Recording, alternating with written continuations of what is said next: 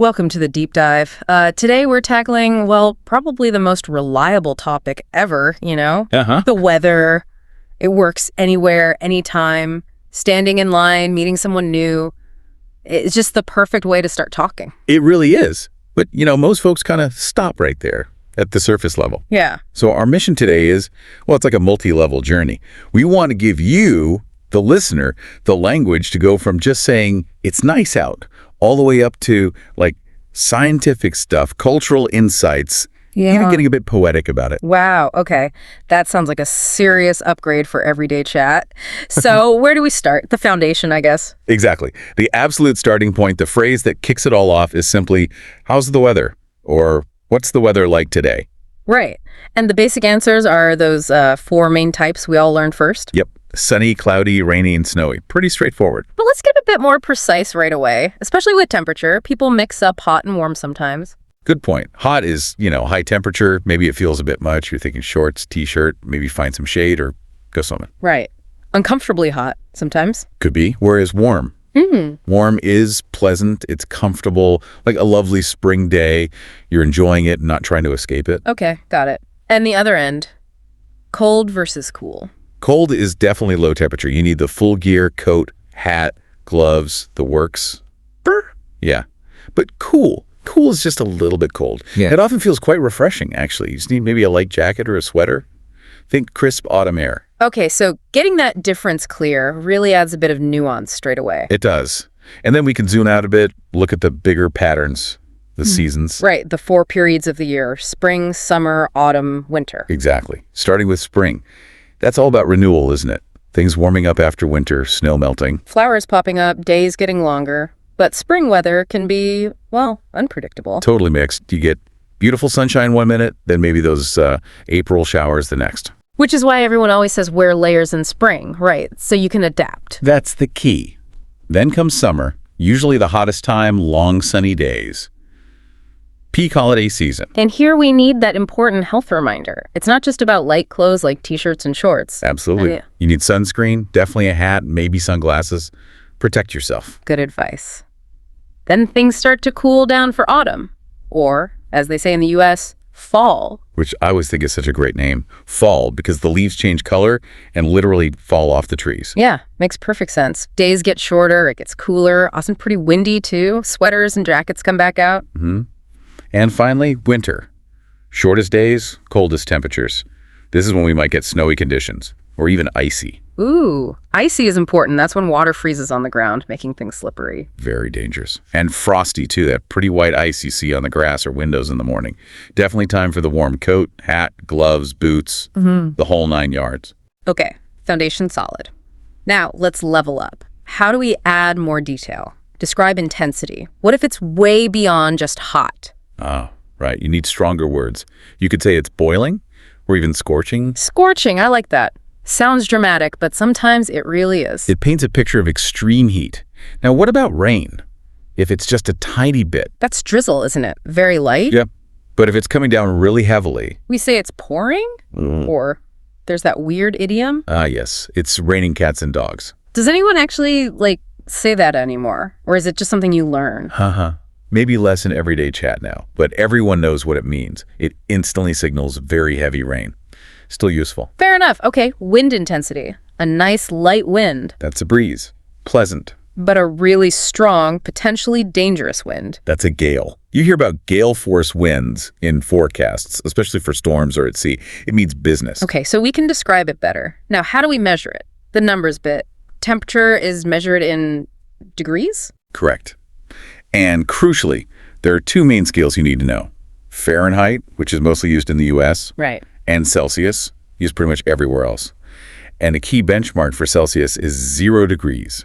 That's when water freezes. That's a really useful one to remember. And there are some other nice temperature words too, aren't there? Like if it's just a bit cold. You'd say it's chilly, suggests you might need a jumper. Okay. And if it's really cold, like at or below that freezing point, then it's freezing, literally. Makes sense. And conversely, if it's surprisingly warm for the time of year, pleasantly so. Ah, you call that mild, like a mild winter day. Exactly. It implies it's warmer than expected and nice. So all this weather, it doesn't just happen out there. It affects us, right? Our mood, for starters. Oh, hugely.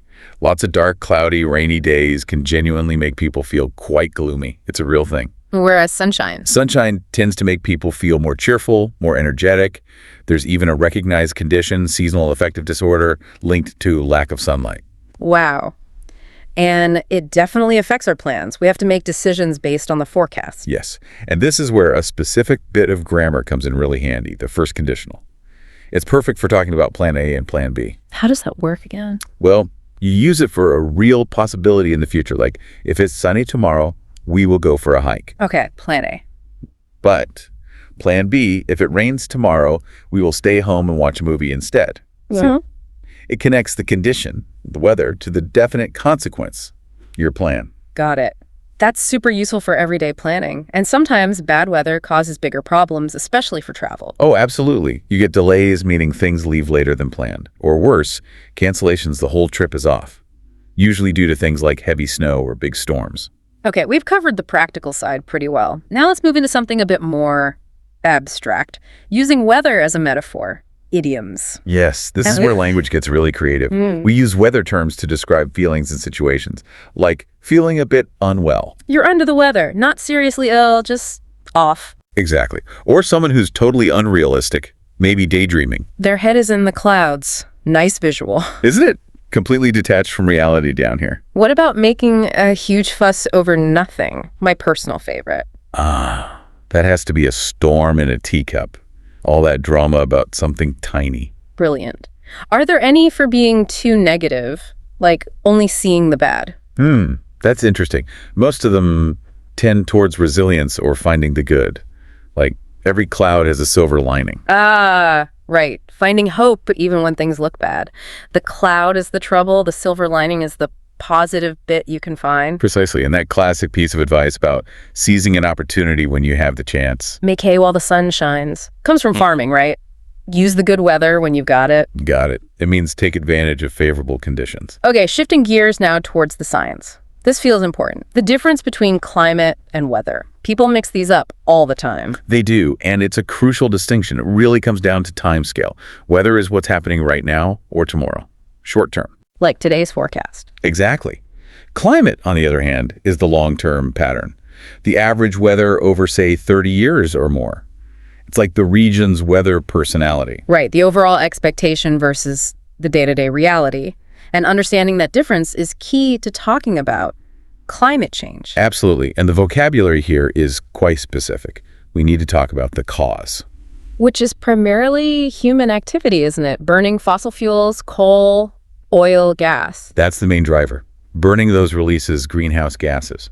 And these gases act like a blanket around the Earth, trapping heat, leading to global warming. Right. And this overall warming trend then leads to more extreme weather events. That means weather that's much more severe or unusual than we'd normally expect. Okay, so we need words for these specific events. A really long period of intense heat where temperatures are soaring. That's a heat wave. And a long time with no rain. That's a drought, which can cause serious water shortages. And the opposite, too much water, rivers overflowing. A flood. And for severe storms, a really bad snowstorm with strong winds is a blizzard. And those big rotating tropical storms. Depending on where they form, they're called a hurricane, a typhoon, or a cyclone. Same phenomena, different names by region. And looking at the bigger picture, the global impact. We have to mention the melting of the polar ice caps. Mm-hmm. And that contributes directly to sea level rise, which is a major threat, especially for coastal areas around the world. Wow, okay. That connects the everyday weather chat right up to these huge global issues. Now let's bring it back to people and culture. How does the climate we live in shape us and our language? Let's start with the famous British obsession with weather chat. Yes, Yeah. it's more than just small talk there, isn't it? It's almost like a social bonding ritual. Why, though? Well, partly because the British climate is so famously fickle, so unpredictable. You can get sun, rain, wind, maybe even hail all in one afternoon sometimes. True. It gives you something constantly changing to comment on. Exactly. And maybe it connects to that idea of British stoicism, the mustn't grumble attitude. You acknowledge the rain, maybe complain mildly, but you get on with it. That makes sense. Now contrast that with somewhere like Scandinavia facing properly harsh winters. Right. They didn't just endure it. They developed cultural ways to cope, even embrace it. Think of the concept of hygge. Hygge. That's about coziness, comfort. Yes, it's a proactive cultural thing, creating warmth, conviviality, lighting candles, finding joy indoors when it's cold and dark outside. It's about using culture and language to frame and manage difficult conditions. Fascinating. And what about hot climates, like the Mediterranean? There, the whole rhythm of daily life is often dictated by the sun's intensity, which led to practices like the siesta. The afternoon rest. Exactly. It's a really practical adaptation to avoid being out and active during the hottest part of the day, usually like 2 p.m. to 5 p.m. And you even see it in the architecture, right? Yeah. Thick walls, smaller windows. All designed to keep the heat out. It shows how deeply the environment shapes the culture. Which leads us beautifully into the final layer, the sheer artistry of weather language. Moving beyond just facts to painting a picture. Yes. Using words to evoke a feeling, a sensory experience. Think about sunlight. A field isn't just sunny. It could be sun-drenched, like it's soaked in light. Beautiful. Or that amazing soft light just after sunrise or before sunset. The golden hour. Photographers love that term. Because it perfectly captures that special, almost magical quality of light. It's precise and evocative. And describing cold, we can give it human actions, right? Yeah, Personification. we can. A cold wind isn't just cold, it's a biting wind. Makes you feel it more. And frost on a landscape. Instead of just covered in frost, you could say it's been kissed by frost. It sounds delicate, sparkling. Lovely. What about a gentle wind if you want to sound quite literary? You could use the word zephyr. It's a classical term for a soft, mild breeze. Instantly elevates the description. Okay, I might try that one. And clouds, they're not all the same. Not at all. Thin, high clouds could be called whiskey, but those huge, dark storm clouds building up. They look menacing or towering. Exactly. Those words create a sense of drama, maybe even foreboding. Something is coming.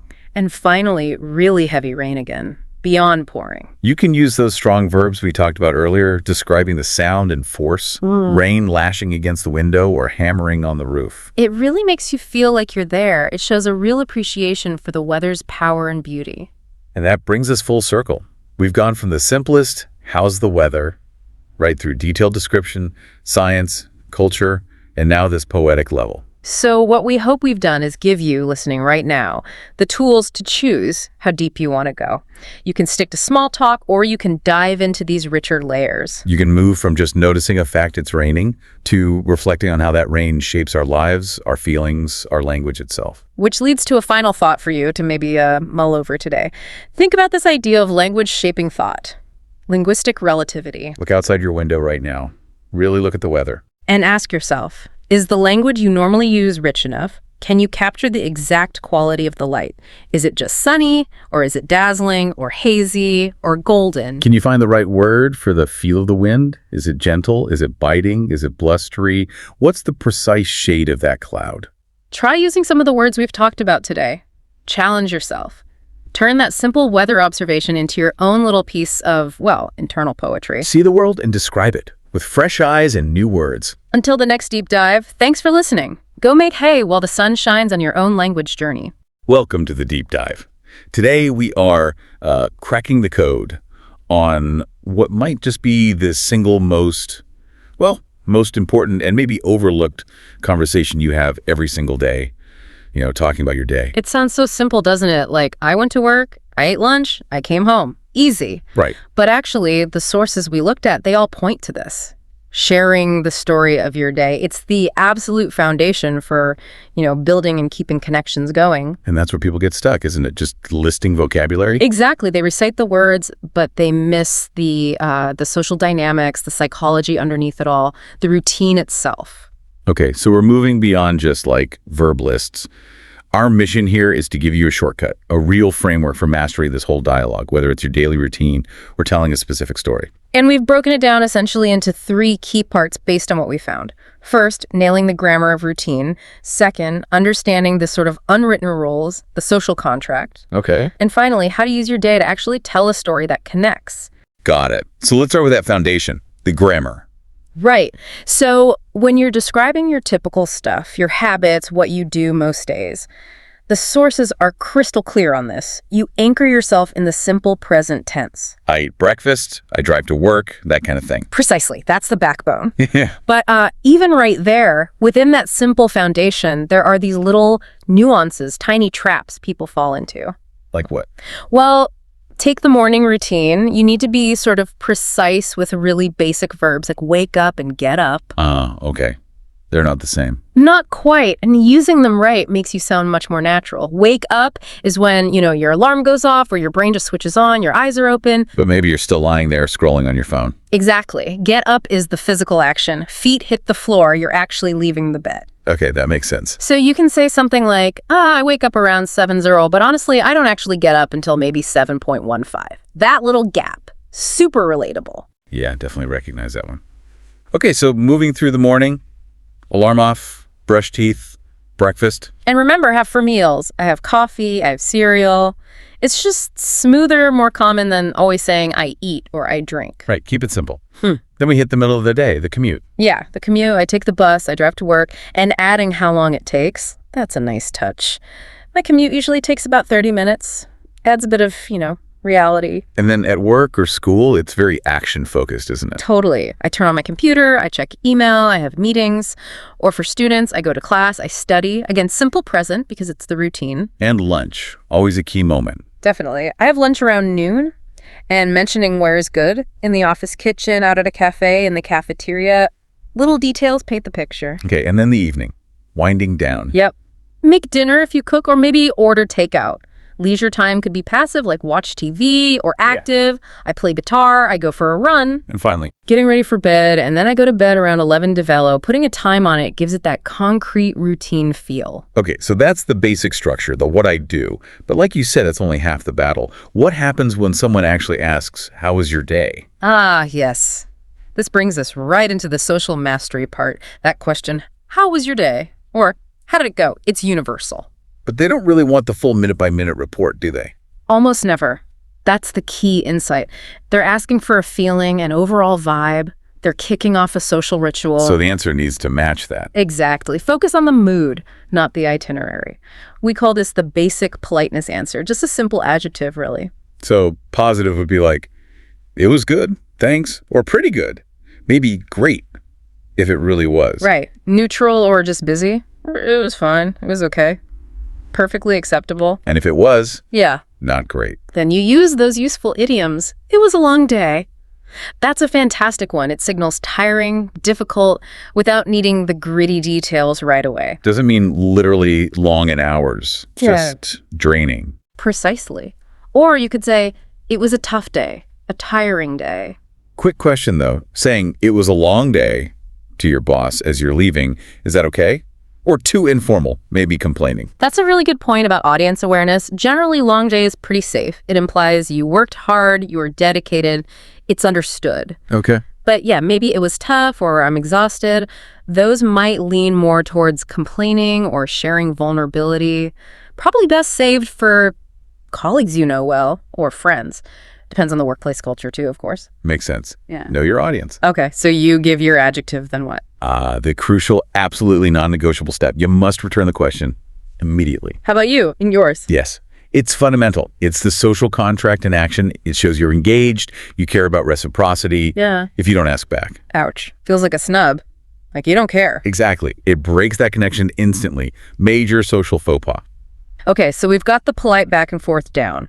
But what if you want to actually, share something more, tell a little story? Right. Moving beyond the basic adjective, the magic word here, the connector, is because... Simple, but powerful. Totally. Because bridges the gap between the feeling and the reason. Instead of just, it was busy, you say, it was busy because I had 3 back-to-back meetings. Instant mini story. Or, it was a great day because I finally nailed that presentation I was nervous about. Perfect. See?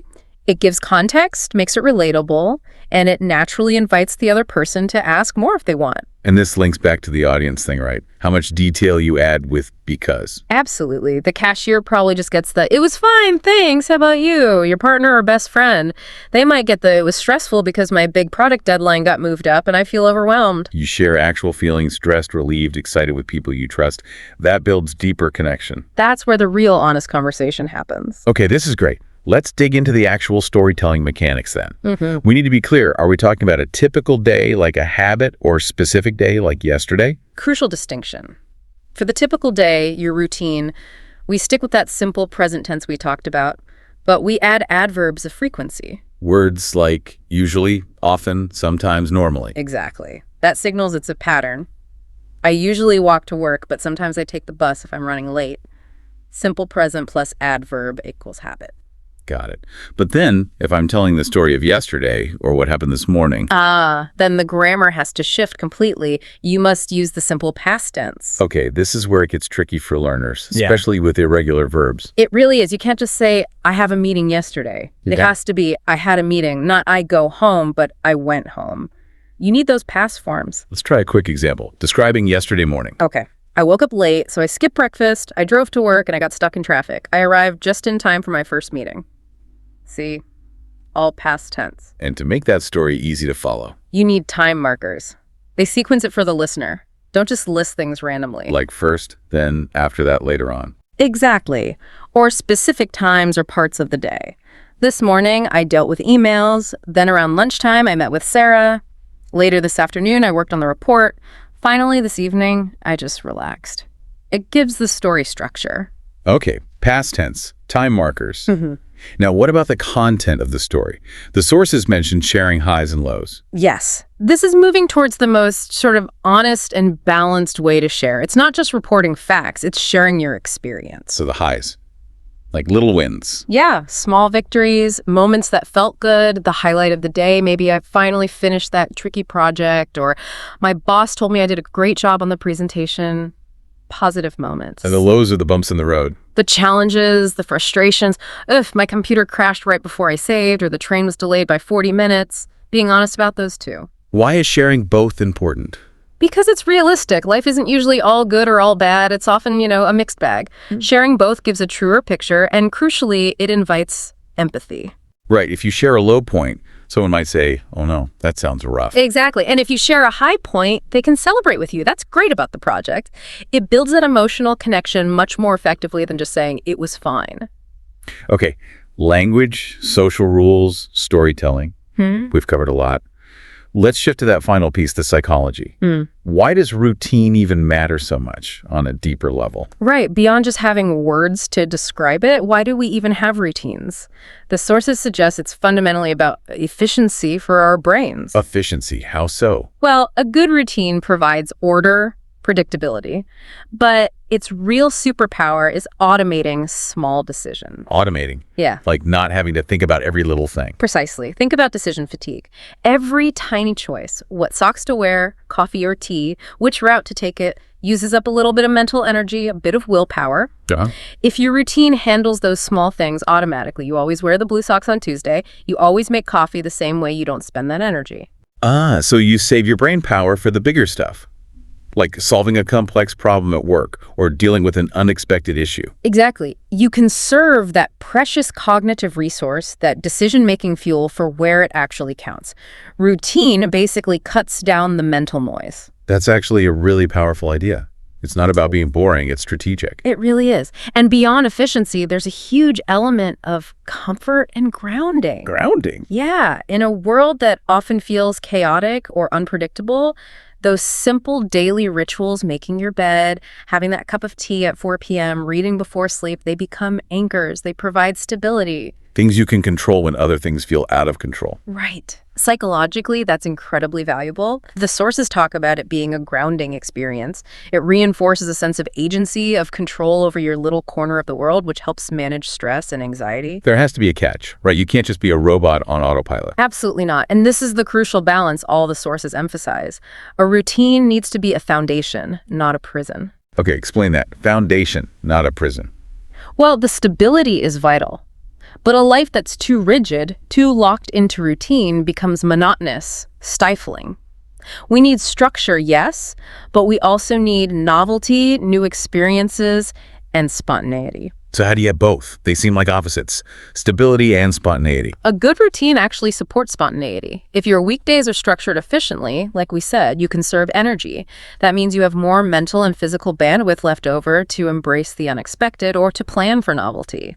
So maybe your weekday routine is tight so you can save energy, but then on the weekend, you deliberately leave things open. Go on a whim, try something new. Exactly. The structure enables the freedom. It gives you the base from which you can explore. If your routine prevents you from ever doing anything new or spontaneous, then it's become that prison, a cage. You got it. The best routines are flexible enough to handle a small disruption, a late train, an unexpected phone call without throwing your whole sense of stability off balance. Wow. Okay, that was a really comprehensive look at, talking about your day. We went from basic verbs all the way to the deep psychology. Yeah, quite the journey. So maybe we can recap the key takeaways, the pillars for mastering this. Good idea. Okay, pillar 1. Master those simple present tense basics for describing your routine. Get those little distinctions right, like wake up versus get up. Pillar 2. Nail the social exchange. Give that simple politeness answer and always return the question. Fulfill the contract. Pillar 3. Practice storytelling for specific days. That means mastering the simple past tense and using time markers to keep it clear. And pillar 4, share the balanced narrative, the highs and the lows. That's how you build real connection and invite empathy. And maybe a final thought for you to chew on, building on that psychology piece. We create routines for predictability, right? For stability. But think about it. The parts of your day that you really remember, the moments that often define it or make it interesting, they're almost always the unexpected events. The things that break the routine. Exactly. Running into an old friend, a sudden crisis at work, a surprise compliment, finding something unexpected. Those are the moments that often stick. So the final thought is, reflect on that unexpected thing today. What broke your routine, and what did that moment reveal about that tension? We talked to your need for stability versus maybe your quiet desire for a little spontaneity. And how would you tell that story using the past tense?